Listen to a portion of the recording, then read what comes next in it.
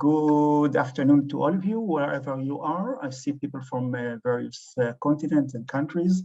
And my name is David Levy-Faur, and I'm having the honor to host today in the series on theories of regulation, one of my best colleagues and a leader in the regulation and governance scholarly group, currently also the head of the convener or head of the ECPR Standing Group on Regulatory Governance.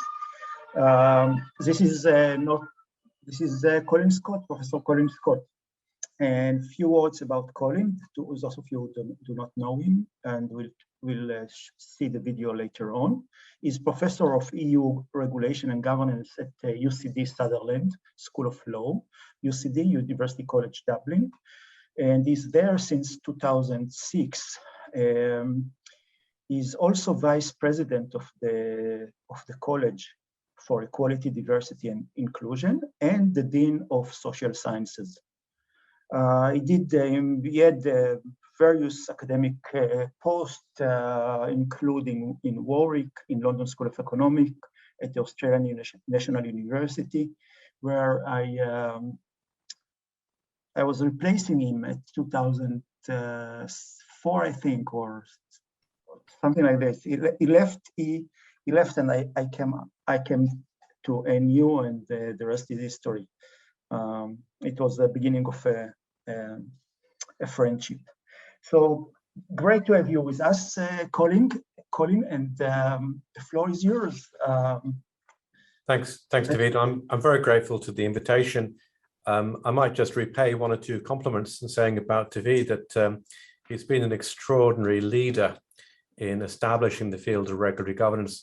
In addition to his own scholarship, he, of course, led on establishing the ECPR Standing Group on Regulatory Governance, the journal Regulation and Governance, the all-important email list that we've all been receiving communications from over so many years. And whilst many of us were cowering, if I can use that word, in our bunkers during the pandemic, he's developed another innovation in having these online webinars and recording them and making them very widely available.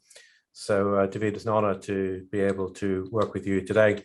So whilst the topic of my presentation today may seem rather narrow about regulation in Ireland and the Irish State Administration database, the reason I selected it was because I thought it might be interesting and useful to ask, what can we learn from using databases as a source for developing both empirical and theoretical insight about regulation? And so in this context, the particular database, the Irish State Administration database, and the pattern of growth and development in regulation in Ireland is really just a case study that I hope will be stimulating in thinking about the use of and the development of databases more broadly as a tool for enhancing understanding and developing theory about regulation. So that's the context. I'm going to share some slides now. So the title I've chosen is Mining the Irish State Administration Database for Regulatory Nuggets. And I'm going to talk a bit about the database itself. The main thing I want to say about it is the longest time series database of central state administrations, because it starts from the foundation of the Irish state in 1922 and has been kept updated so that by the time we reach the centenary of the Irish state next year, it will be a complete centenary's worth, 100 years worth of data on all central state bodies in Ireland, their births, their deaths, their marriages or mergers, and other key bits of data, which I'll explain a bit more about in a moment. I want to say that, acknowledge my colleagues, Niamh Hardiman, Murish Makori. Niamh has been the leader on this project, and we've had excellent technical support and research assistant support over the last nearly 15 years in this database. And we were funded by the Irish Research Council of Humanities and Social Sciences.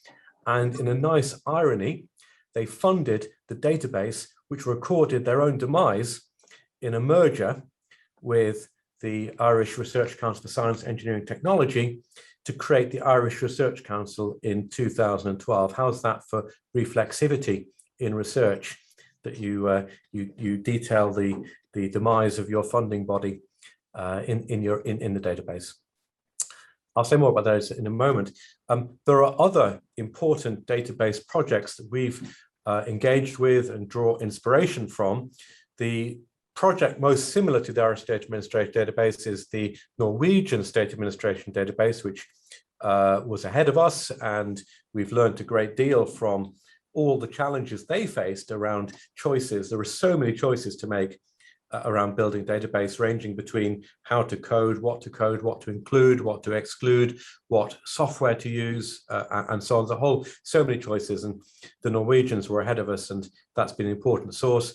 We've also got collaboration with a comparative project working between France, Germany, Netherlands, and UK, dealt with there, the SOGPRO project. And also note that there's a very significant database of regulatory agencies, not whole central government, but regulatory agencies developed in the Global Reg project led by Jacinth Giordana.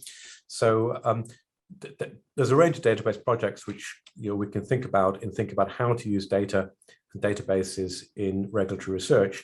So what I'm going to do today is talk about using the database for analysis and theory building for regulatory governance, looking at the rise of the regulatory state, particular growth of regulatory agencies in Ireland, but recognizing that regulatory agencies are not the only story.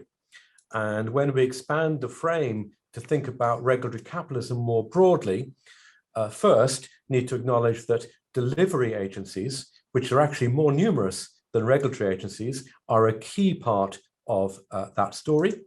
And I want to problematize also the growth in adjudicatory agencies, which has been very significant in Ireland, is not currently, I think, very well accommodated within theories of regulatory capitalism, but I think does bear some analysis on the distinctive properties of adjudicatory agencies as part of not only the distinctive Irish story of regulatory capitalism, but the broader theory of regulatory capitalism, which I'm going to talk about in the presentation. So that's what I'm planning to do over the next 25 minutes or so.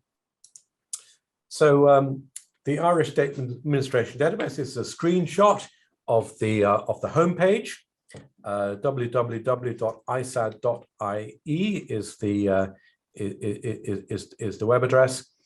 And I might mention not only the funding by the Irish Research Council, as it now is, but we're also funded by the UCD Decade of Centenaries programme.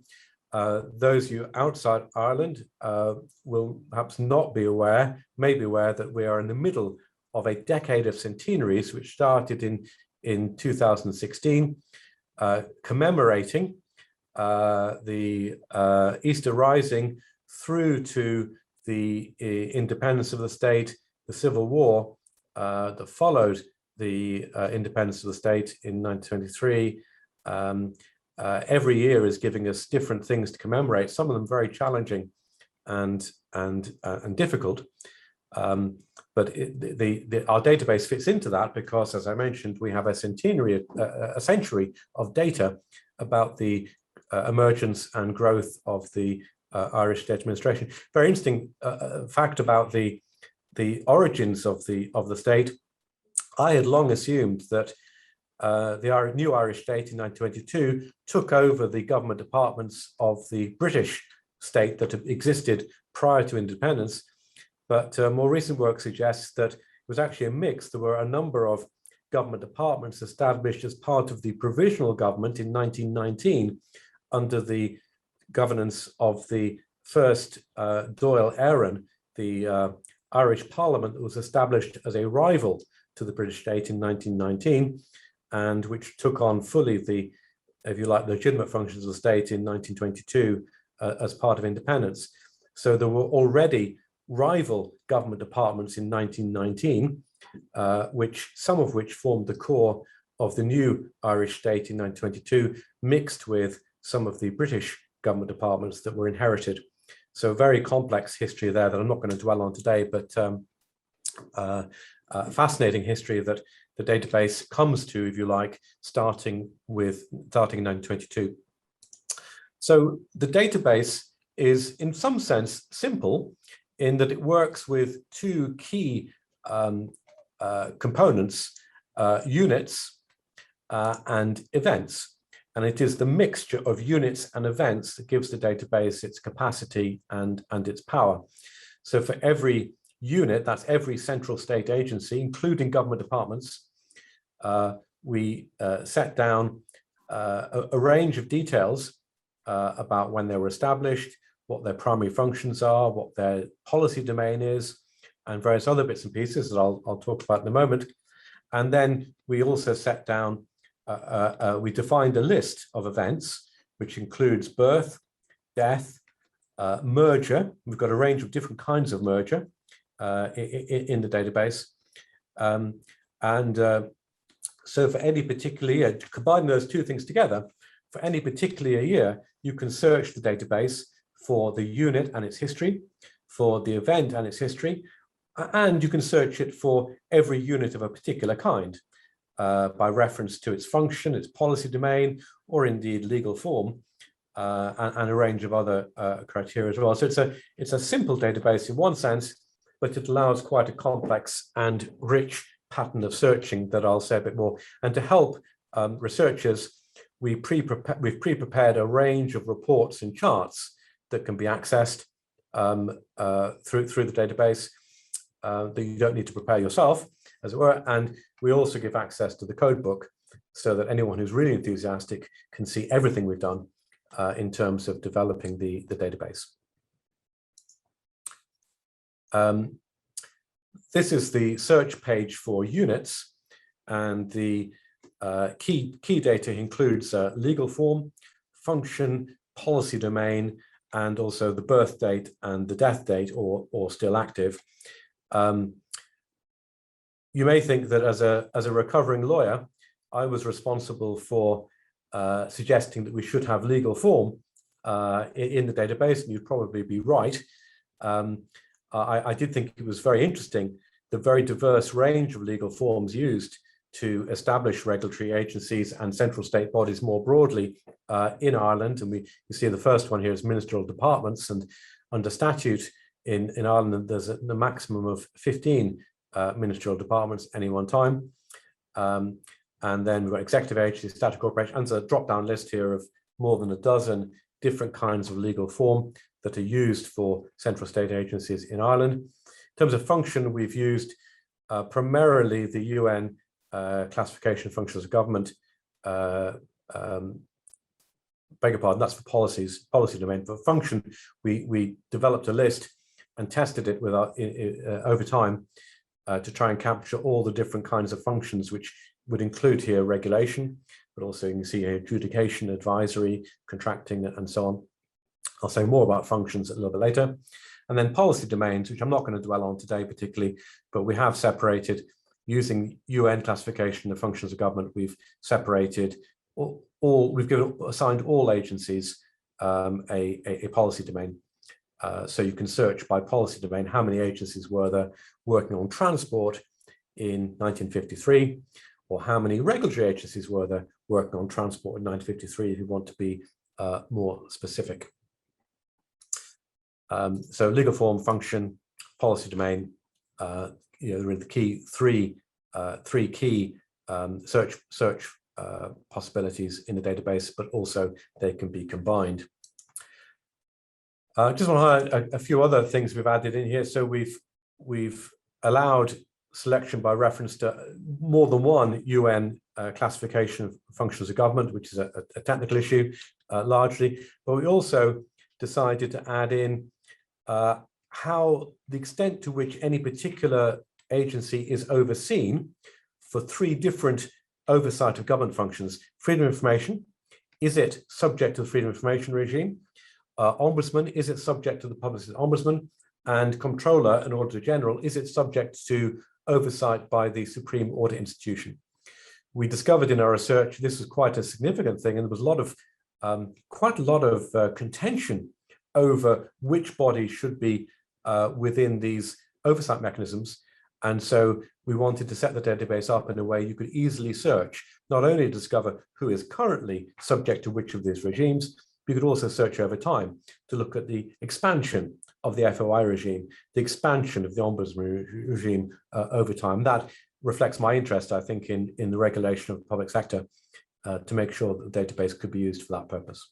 I'm not going to dwell on that today. So thinking about using the database to look at the rise of the regulatory state on establishment of the state, and I can see a typo here, this should say 1922. On establishment of the state in 1922, there were 73 central state agencies, and that's at the start of the graph here. And the number of central state agencies grew during the 20th century. So there's more than 350 today. There was a significant acceleration around 1990. So a sort of plateau in the late 1980s, which was the end of a period of very significant recession, which I think Edward Donlan, who was with us, will remember. And then there was an acceleration from the 1990s, coinciding with the Celtic Tiger period, as Ireland really reaped the rewards of membership of the European Union and grew a very distinctive, advanced technical economy. Government growth and growth in agencies accompanied that right up to the global financial crash. And there is a reduction in the number of state agencies from about 2008 as the state retrenched and sought to reduce expenditure and rationalize to some extent the number of agencies in the state. So that's the overall pattern of central state bodies. This is the breakdown by function. And I'm not going to highlight all the functions here. There's a list, all 10 of the functions that we coded for are listed here. But I'm going to highlight instead just the growth in the number of regulatory agencies, which I've written in here. On the database, you can use the pointer just to hover over any particular segment of any of these charts, and you get the number from it. So, but I've had to write them in here because it doesn't carry over in a print screen. So the state inherited pretty much 23 agencies. So the starting point, taking the decade that finished in 1930, we have 23 regulatory agencies and fairly modest growth up until the 1990s, and then more explosive growth. So between 1990 and 2010, there is a doubling in the number of central state agencies, the primary function of which is regulation. And that seems to me, that was one of the things that drew my interest initially, that doubling in numbers over a pretty short period. When I gave my inaugural lecture at UCD in 2008, David kindly gave me permission to use the famous video of the growth of regulatory agencies. If none of you have seen that, it is a fantastic video and drew gasps from the audience at my inaugural lecture. Amongst other things, it showed that Ireland had been accelerating more rapidly than almost any other state in establishing regulatory agencies across the core 15 policy domains that David and Jacinth had been exploring in their project for their video. And this data gives support to that, showing this doubling in regulatory agency numbers over a very short period after only a very modest increase in the early part of the 20th century. In fact, throughout the 20th century, pretty much. So that was something interesting. And then, so what were the regulatory agencies that were inherited in 1922? They were broadly in the areas of health, education, professional regulation, and general state infrastructures. I've described it here. I'm not going to go into details, but this is most of the agencies that were inherited in 1922, including some very important ones. The Railways and Canal Commission was the primary body for adjudicating on the rates being charged by railways and canals, a very important matter, of course, led in the United States to the establishment of the Interstate Commerce Commission somewhat later in that century, exercising similar functions. Companies' registration offices here, various professional regulatory bodies, some of which are private, Law Society of Ireland, the Bar Council for the legal profession, also the Pharmaceutical Society of Ireland, and then various bodies concerned with health matters, the Central Midwives Board, General Nursing Council, and so on. So quite a lot of inherited bodies in 1922. Perhaps more interesting is what did the early state do by way of establishing new regulators? And I've divided them here into three categories: the moral regulators involved in censorship, probity in finance, the Comptroller Order General, and gambling, the Board of Control for Mechanical Betting. Developmental regulators involved in supporting the development of the state in a variety of ways. And when we look at delivery agencies in a little while, you'll see that development was an absolutely central theme of the early Irish state in terms of state capacity.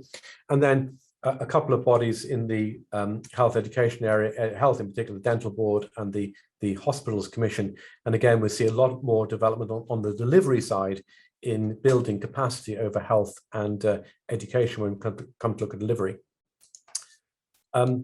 Looking post-war, the history is very much aligned with, the pattern is very much aligned with many other countries. Cass Sunstein, in his works, talked about the period after the Rights Revolution as a period when occupational health and safety, consumer protection, environmental protection, and competition, antitrust, were very much in the sights of either new or evolving regulatory bodies. And we see that pattern in Ireland also with new bodies with respect to equality and rights. So the pattern up to about 1990, you would say, is very similar to a pattern. If you compare, for example, the UK, it looks very similar to the UK, just a little bit later in the case of some agencies here, but very similar sorts of agencies being established, not just in Ireland and the UK, but also in other European countries at this period. But the most interesting period, this period after 1990, is one of explosion, when the screen can hardly cope with the number of bodies here. The majority in the area of economic regulation, dealing with financial matters, communications, energy, and so on. But a lot of new social regulators too, including Environmental Protection Agency and the Food Safety Authority of Ireland, and the new Broadcasting Commission, quite a number in the health and education area. Health and education area, beg your pardon, health and education area is very significant because the state in Ireland depended for a long period, and still to an extent does, on NGOs for delivery of health and education services. And whilst from a delivery perspective, you could say that the state was very much at arm's length from health and education providers for that reason, a lot of the regulatory capacity, the oversight capacity, was missing.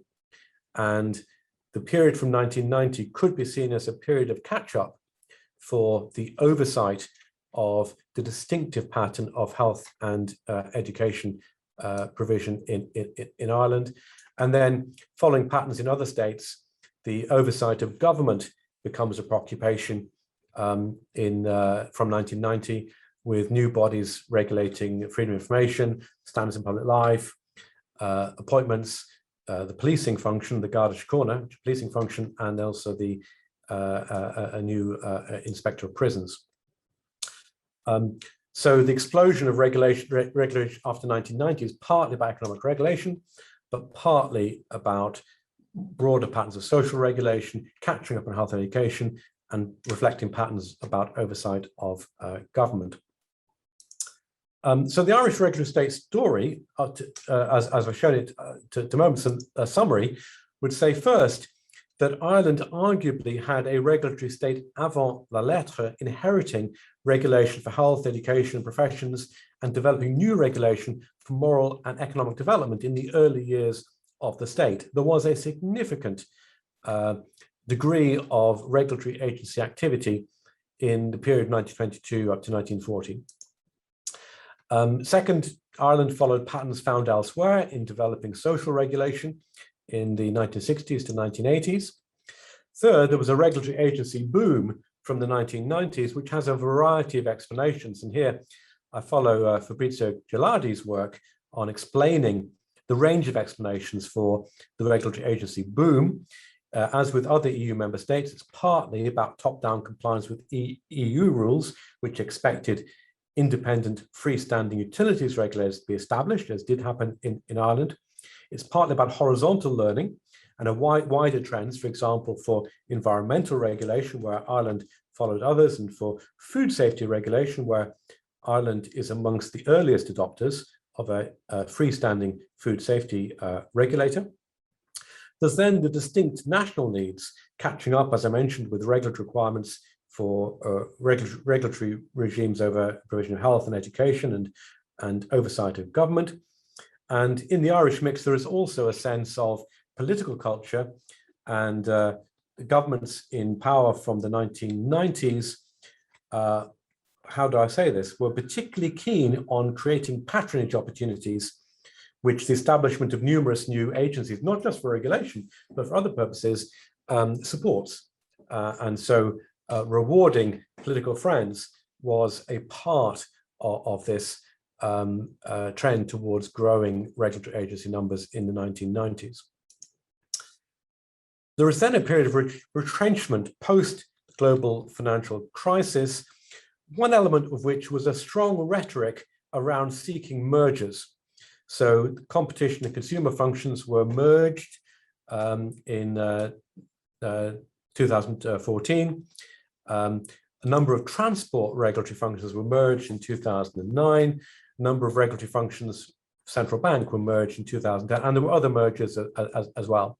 So that's an important part of the story the database reflects. Not in the database, but significant. There was a better regulation unit that worked closely with the OECD on importing better regulation norms into Ireland. That was abolished in 2011, causing howls of protest from me and one or two others, seen as a very bad move that's never really been fully compensated. So there isn't an overall oversight in Ireland around the development of regulation. When the Law Reform Commission reported on this in 2018, they noted there was no single institutional model for regulation and proposed that powers should be standardized to create a sense of, to create better learning between regulatory institutions, to build opportunity for example, more sharing of functions and more learning between regulatory bodies. And the final thing about the regulatory state story is that the rise of regulatory agencies is not by any means the whole story in Ireland, and as indeed it is not elsewhere. There are a number of reasons that you could say that the rise of regulatory agencies is not the whole story, partly because regulatory functions are also carried out by others, such as government bodies, government departments, and private bodies. But I want to focus in particular on the role of delivery agencies in underpinning the regulatory state, and in particular, think about how it supports the idea of regulatory capitalism. So very briefly, regulatory capitalism is trying to link the narrative of the rise of the regulatory state to the broader sense of how states perform their core functions with respect to both markets and society. And regulatory capitalism recognizes the significant extent to which the state market civil society relationship is ordered through rules, oversight and enforcement, but also wider mechanisms of regulation that draw in other regulatory actors than state regulatory agencies, and they draw in also other instruments. In my own work, I've particularly placed emphasis on private actors developing and implementing regulatory rules through contracts and through a variety of different kinds of norms that get incorporated into contracts. It's one of the things that interested me in the role of delivery agencies, many of whom deliver under contract as state agencies, and to ask, how does the growth in delivery agencies fit within a model of regulatory capitalism? Delivery agencies are a core aspect, I argue, of regulatory capitalism. They grew hugely through the 20th century in Ireland. And of course, the database gives us data on this, which I'll show you in a moment. They were very prominent in the new Irish state. The legacy delivery agencies, those inherited, were largely in the area of transport, education, culture, and society. The pre-war were very much focusing on marketing and development. I've actually got the data here. These are the delivery agencies. I've put the post-independence ones in bold, and the inherited ones I've put not in bold. And you can see the overwhelming focus on development, these new agencies, using the state to build capacity for a state that was economically challenged, partly through the decisions of government to fight an economic war with Britain in the 1930s. But the other areas where we see significant activity of delivery agencies is in transport, utilities, and then society and education. We have all the Irish universities, for example, are in the database. They were established in 1845 and 1908. There have been subsequently other universities established in Ireland, but 1845-1908 was a key period. And of course, there was one other university established well before this period. Trinity College dates back to the 16th century and is also in the database as one of the oldest central state agencies in Ireland. And post-independence, you can see that the creation of a distinctive policing body, An Garda Síochána, 1923, and also the continuation of cultural bodies. So the National Gallery, National Library, National Museum established as bodies that were inherited, and the National Theatre Society and Irish Folklore Commission were established by the new state. When you look at the growth in delivery agencies after this period, it exceeded the growth in regulatory agencies hugely and was much more diffuse, much more generalized as a mode of governing using state capacity. So I'm going to re-show you this slide, and I'm going to add in the numbers for the delivery agencies. So these are delivery agencies here, 41 in 1930, growing gently, so doubled by 1980, and then again significant expansion from the 1990s to 2000 with 123 delivery agencies by the year 2000. That number's held reasonably steady, with a slight reduction since the global financial crisis. So delivery agencies are a huge part of central state capacity in Ireland, and the database shows that, and they're very broadly generalized across all areas of state activity. Part of the explanation for this would, of course, be the popularity of ideas of new public management, the idea we should hive off state capacity, make it more efficient and effective by being separate from the discretionary capacity of government ministers. But you can see that that may be partly responsible for the growth in agencies between 1990 and 2010, perhaps.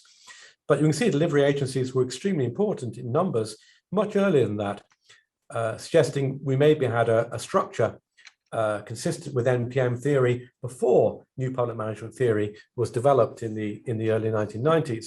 The Irish state always had significant delivery agency capacity as part of its structure. And because we don't necessarily know how that compares with other states, because we don't have a database like this for the pre-war period for any other state. And so some of the comparative questions you might want to ask, we don't have the data to support at the moment. I'm going to add one other set of data here, which is the adjudicatory agencies. With my background in law, I was very interested to see that there was very little adjudicatory agency action in the early period here. 4 adjudicatory bodies in 1930. By 1970, still only 10. But then by 2020, or by 2010, we've got 41 adjudicatory agencies. Is this, between 1980 and 2010, is this the rise of the adjudicatory state? What's the significance of this? So that's one of the questions that the database enables us to ask. Got some of the, just some indicators of what some of the adjudicatory bodies here are. The state inherited special commissioners running tax appeals established in 1842. The successor body, the organization, still exists, of course. It established, linked to its own agendas around censorship, an appeals board in 1923. The Railway Tribunal took over the earlier functions of the Railway Canals Commission in 1924. And then there's also an appeals board for censorship in 1946. So you get a sense of the early adjudicatory functions were fairly limited. But in the post-war period, we've got two major trends. First, agencies, adjudicatory bodies displacing courts to a degree, particularly in the employment area, the labour court, but also in other more specialised areas to do with milk quotas, refugees, residential institutions, redress, and then more broadly, personal injuries. We have a very significant transfer of functions from the courts to a personal injury assessment board in 2003, and also more specialised financial services appeals as well. So there is to a degree a sort of court displacing function. And then in common with other countries, there's a big growth in ombudsman schemes, grievance handling mechanisms, both over state functions with the public sector ombudsman established in 1983, and in respect of a range of other areas, including pension and financial services, the defence forces, the Garda Síochána, a private press ombudsman established in 2008 with government support, and imminently later this year, we think a prisons ombudsman to be established. So the rise of the adjudicatory state is not one trend, it's a range of trends that I think could be incorporated within the idea of what regulatory capitalism is about, and that's a project for the future. I'm going to conclude now briefly by just talking about what we might take from these patterns of change, the growth in regulatory agencies, delivery agencies, adjudicatory bodies. Why did growth accelerate post-1990? Partly the growth of growing importance of international norms, partly EU, but more broadly, norms around such matters as freedom of information, norms around ombudsman. These were more international trends that supported the growth in a number of these different areas. The growing regulatory approach to oversight of government, the emphasis of new public management on hiving off delivery functions, legacy and further growth in private regulation, including the professions, advertising and media. There's then, as I hinted at earlier, the unresearched role of contracts as instruments of regulation, first implementing national, European, international standards, and second, setting and enforcing norms with respect to such matters as enforcement, as environment and employment rights. And then concerns about the adequacy and cost of private law and public regulation, leading to growing a focus on adjudicatory bodies. Overall, we can see the mapping of the emergent role of the state in delivery, in regulation and adjudication as being part of a pattern of constituting a distinctive mixed economy mode of regulatory capitalism. It is distinctive in a number of dimensions. I mentioned already how it's distinctive in respect of education and health. It's also distinctive in the extent to which adjudicatory functions, both of regulators and adjudicatory bodies, are contested because of a protection in the Constitution of legal penalties, protection intended to protect citizens by saying that the courts should be the only bodies involved in applying sanctions to. So there is a tension there that has actually held back probably the extent of delegation to adjudicatory and regulatory bodies, particularly around the assignment of penalties. But more broadly, this pattern of regulatory capitalism, including regulatory agencies, delivery agencies, and adjudicatory bodies, could also be told, I think, in many, perhaps most other countries, but with different patterns. We happen to have the state administration database in Ireland that enables putting numbers on these trends and underpinning sort of a qualitative approach with some of these quantitative indicators as well. So I've attempted today to show how that can add some value, both empirically and also in theory building. So with thanks to you all for listening, I'll stop there and I'll hand back to David, and maybe there's time for some questions or comments. Perfect, Colin, thank you very much. Excellent presentation as expected. And I will turn to the Participant for questions, remark. We are a small group, so you can enter without me being too moderating, too controlling. I see Shmuel raising his hand, so please go on, Shmuel. Okay, you hear me? Yes, we hear you. Okay, I want to ask you how exactly, and I hope you researched this point, how exactly Irish regulatory authorities using in regulatory databases for protection on social security and social rights of low socioeconomic groups of Irish population. Thank you very much, Shmuel. Colin, please. I didn't catch the second part of your question. So it's about how the Irish State Administration database is used.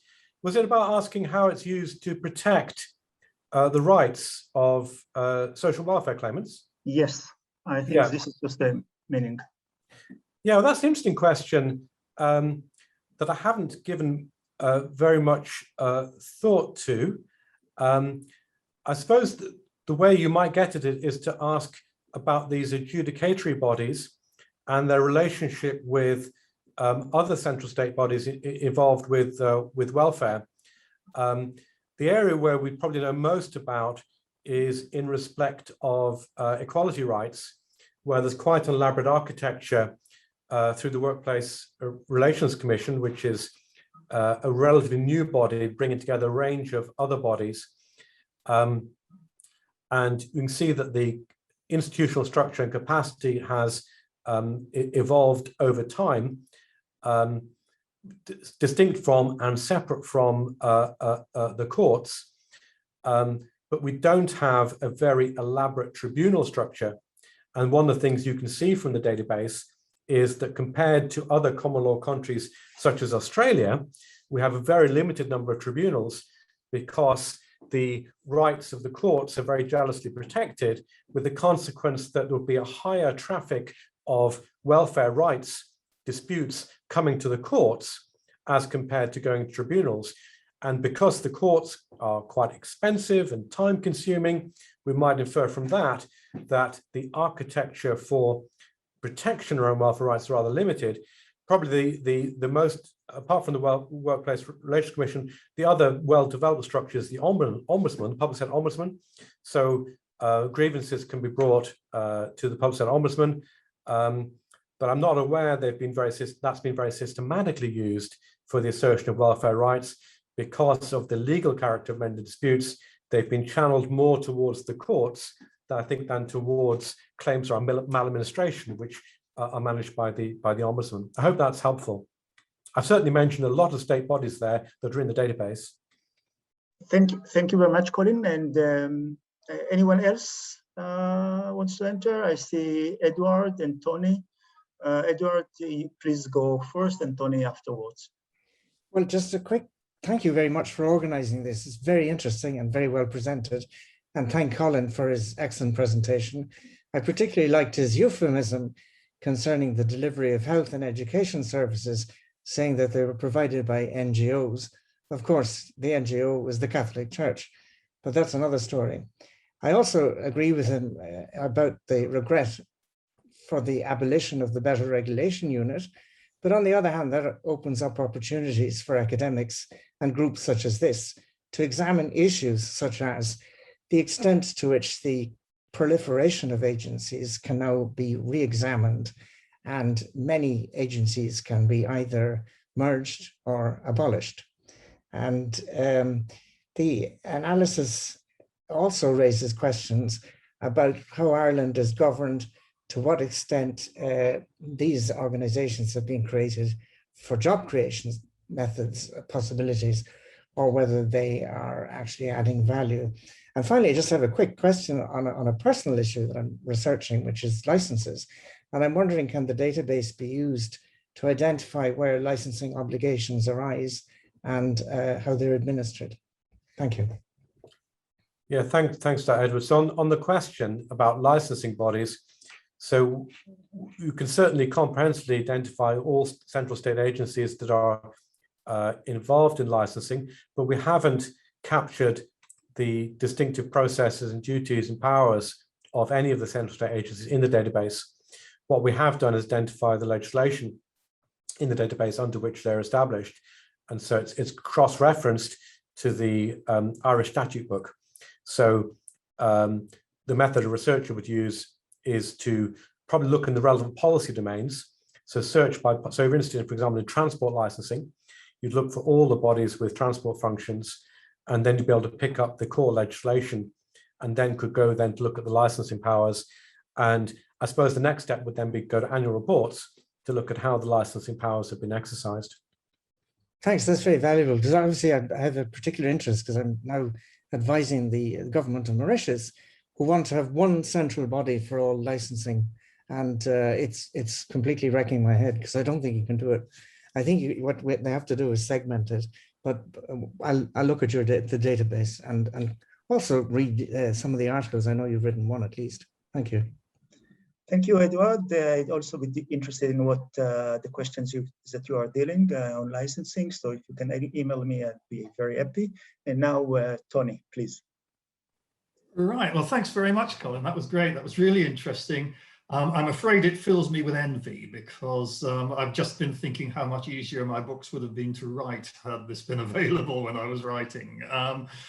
Now, something that interests me here is, given that the debates over the next few years are going to be largely about state response to COVID, how can we use this material in understanding this? I've noted, by the way, that the questions that have come up have led very quickly towards the normative dimension rather than the analytical or descriptive dimension, which seems to be absolutely right.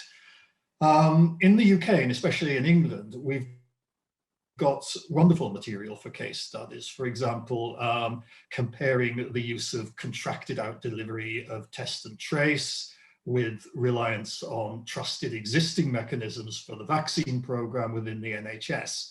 And I've probably got a couple of questions from this. Firstly, could you say a little bit more about using the database to make that sort of normative leap? And secondly, what, very briefly, is the Irish experience here? Thanks very much. So it's interesting that a database like this is very slow at picking up policy changes like those that have been required by COVID, because institutional changes that tend to come later. Now, there are odd exceptions to that, where government has decided on a particular day to establish a new government department or a new agency for a particular function. I think I'm right to say no new agencies have been established linked to COVID. And so there is nothing in the database that would say anything about COVID. In fact, a major government restructure occurred in the first half of 2020. So there's quite a lot of change in the database there with a couple of new government departments and so on, but nothing on COVID directly, though you can trace who the key organizations are. In terms of your question about well, what would the implication of COVID be for areas like test, track and trace and procurement? And of course they're linked, because procurement around testing capacity, procurement around digital technologies such as COVID tracker apps has been an important part of the story. I did see a figure for the UK saying that UK had spent 15 billion on testing and tracing, including the COVID tracker app. And I know that was compared unfavorably with the 15 million that had been spent in Ireland on a COVID tracker app, which was technology that then Northern Ireland adopted. So we had a sort of island of Ireland solution around the COVID tracker app. Around the broader procurement issues around, for example, PPE and other areas, it would be hard to find more controversy in Ireland than you have in the UK around the abuse of public power arising from that. Controversies here have been more about, I think, just the capacity of our health service executive, which is, it's an interesting story that one thing you can pick up the database is that our health service executive was established in the mid-2000s as a centralization of functions that had been regionally held. And it was the opposite direction from what you'd expect in new public management. You'd have expected it to go the other way. The HSE has remained very controversial in terms of its capacity to get things done, but has emerged as something of a hero in the COVID story, not least because of the success of the vaccine program, which Ireland is currently tracking just behind the UK and Canada on proportions fully vaccinated, will overtake the UK in the next couple of weeks, which is an immensely successful story and very high trust. So very low vaccine skepticism here, but again, not something you can pick up very much in the database. But I completely agree that research in law, governance, social sciences is going to be dominated by COVID issues over the next period, and we'll have to think how to use the database to support that. Thank you very much, Colin and Tony. And now Essie, please. Yes, thank you. Thank you for such an insightful and nice presentation, Colin. I would like to say that me and my team, we've been mapping the Greek state bodies since 2008, a very shorter time than the centenary that you mentioned. But up to the Greek economic and financial crisis and when the memorandums in Greece arrived, the state agencies were steadily growing. Between 2011 and 2017, they were getting less and less in numbers, mainly through mergers as well. And the growth started again after 2017 and goes on till today. So my first explanation when I saw my data was that there has been a halt in the state agencies' growth by external factors as the Troika, the IMF, the lenders, these sort of things that demanded a leaner state. But I noticed almost the same pattern in your data for the same time period, which can be either explained by the financial crisis as well, or it is maybe, what do you think, a shift in the governance model, a shift towards a leaner state during this period? And what's your opinion on this? I was very amazed to see that our trends, what I found that your data are so much alike in the timeline you presented. Thank you. Well, let's get together and compare data. I'd be fascinated to explore that further. I look forward to engaging you on that. What I say is, I didn't mention the Troika, but we had our Troika here from 2010, and they did sponsor a retrenchment. I mean, because the government wrote its own program of retrenchment, and the Troika then approved it. And there was an interesting story told how there were certain things the government had wanted to do for years and couldn't do because of powerful interests. So, for example, they sent the Troika down to meet members of the Competition Authority, and the Competition Authority gave the Troika sort of shopping list of things that they should insist on, one of which was the emergence of a legal services regulatory authority, which was a growth in agency numbers, but other aspects included the mergers, not only of regulatory agencies, but other agencies too, and the closure of some agencies. So the Troika was a factor in that. My colleague, Maurice McCrory, Queen's University Belfast, has done a bit of work around that. I think it'd be very interesting to explore that further, what implications. And I know my colleague Niamh Hardiman as well is also very interested in that pattern of retrenchment and how that's reflected. Be interesting to get data for other countries, wouldn't it, and see if that reduction in state agency growth followed by a resumption in state agency growth, to see if that pattern was followed elsewhere. Establishing agencies is often, of course, a symbolic way of being seen to respond to policy problems. Creating an agency is often a solution in search of a problem. But it's interesting that, as you say, that retrenchment can cause a hiccup, a hiatus in growth. So I'll look forward to engaging with you further about that. We'll be in touch afterwards. Yeah. Thank you. Thank you very much. One last comment, maybe suggestion. Perhaps what we have to see and historically coming out from the data, and I accept that this is a representative data. This is kind of typical, my guess is kind of typical state buildings that we will see also elsewhere. The state is continued to grow. What is growing is the administrative state on all its facets, morphs, faces, etc. So the growth of administrative state is really, in one sense, beyond regulatory agencies, but to the extent that all state organizations are involved with regulation, we can, we can adapt the notion of the growth of the regulatory states, which goes also via delivery mechanisms, adjudication, etc. And what is fascinating me, and always fascinating, is that the fact that the state is still growing, even in an area of, say, deregulation and neoliberalism. And we can be sure that this is the picture for the next century, not only because this was the picture coming from the last century, but also from the experience of the financial crisis and now the COVID crisis. The state is growing. Now, what is interesting in your data sets or such an enterprise is it captures this kind of growth, but to some extent, it can be extended by looking at bodies that are doing private governance or public governance, but they are not statists, and they are growing as well. To this extent, my preferred term is big governance. It's not only about big states or big government, it's big governance.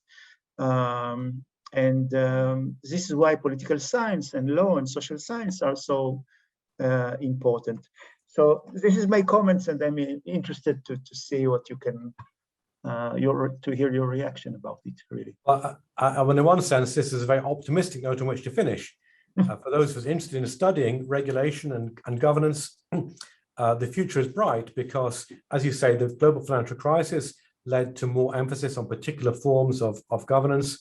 COVID has led to a resurrection of the idea of the big state, and the state will continue to be very involved. And more broadly, as you indicate, there's been an explosion in non-state and private governance addressing the kind of challenges that the state has not been able to sufficiently address, because the market actors are saying we need more norms to govern, to manage reputation, legitimacy, to manage coordination in markets. The states are not doing enough, so we will supply our own. So the future is one of, as you suggest, big governance. I could hardly disagree, and think that provides a very good theme, but also a very point to finish for us today. And recognize that we only capture part of that in a database of state administration. We've not put in budgets and staffing numbers in our database. We have the ambition to do it at some point, which will give us something very interesting again, but we don't have it currently. But that is a dimension of it. But as we've talked about, doesn't capture private governance, which is another industry in itself. Thank you. Thank you very much, Colin. Thank you very much, all. And I would say that bigger governments is a promise, but it's also a problem. And we hope we and the next generation will deal with this problem successfully. Thank you very much, all. See you next week in another lecture in this series. Bye-bye. Thank you all. Great crowd. Thank you.